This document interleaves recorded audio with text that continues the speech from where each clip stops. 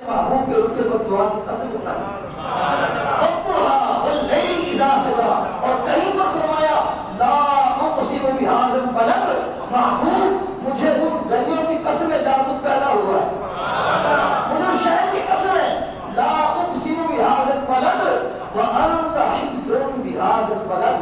تو رب تعالیٰ اپنے محبوب کی تعریف بھی کرتا ہے، توصیف بھی کرتا ہے، اور پھر خالی تعریف توصیف ہی نہیں ہے، رب تعالیٰ جب اپنے محبوب کو پکارتا ہے تو بڑے سونے سونے القابات لگاتا ہے، اور ہمیں بتایا کہ جب میرے محبوب کو پکارو ایسے نہ پکارا کرو، بلکہ پہلے القاب بتایا کرو۔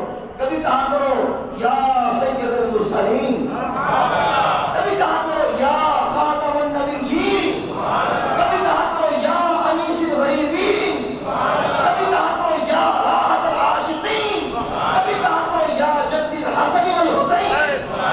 اللہ کہا ایسے نہ پکارا کرو محمد صلی اللہ علیہ وسلم۔ کہا جب میں رب ہو کے اپنے نبی کو پکارتا ہوں کیسے پکارتا ہوں سنیے، کہیں کہا یا ایھا النبی،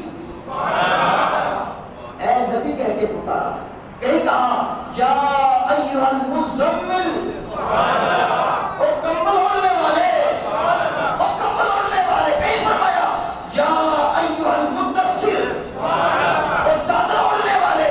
یہ اللہ تعالیٰ اپنے محبوب کی شان بیان کر رہا ہے۔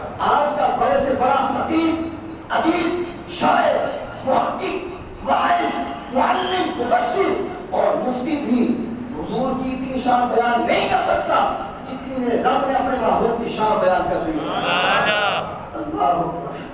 تو یہ رب تعالیٰ اپنی شان ربوبیت کے ساتھ اپنے محبوب کی شان بیان کرتا ہے۔ اللہ اکبر۔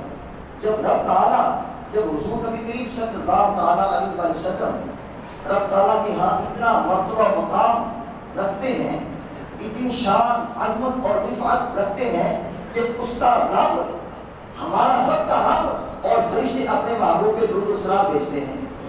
تو صاحبو ذرا غور تو کیجئے، ہم گناہگاروں کا، سیاہکاروں کا درود بھی حضور کی بارگاہ میں کیا حیثیت رکھتا ہے؟ یار جس محبوب کی بارگاہ میں رب بھی درود بھیجے، ذرا غور تو کرو یار، اپنے مقدر پر ناز کیجئے، رشک کیجئے، اور جس کو رب بھی جس پہ سلام بھیجے، درود بھیجے، رحمت بھیجے، اس کے فرشتے بھیجے، اور ہم جیسے گناہگاروں کو رب نے کیسا اعزاز دیا ہے۔ یا ایھا الذین آمنوا، اے ایمان والو تم بھی صلو، میرے محبوب پہ درود بھیجا کرو، صلو، آئے آئے، یا ایھا الذین آمنوا صلو علیہ وسلموا تسلیما، اے ایمان والو تم بھی میرے محبوب پہ درود بھی بھیجا کرو اور خوب سلام بھی بھیجا کرو۔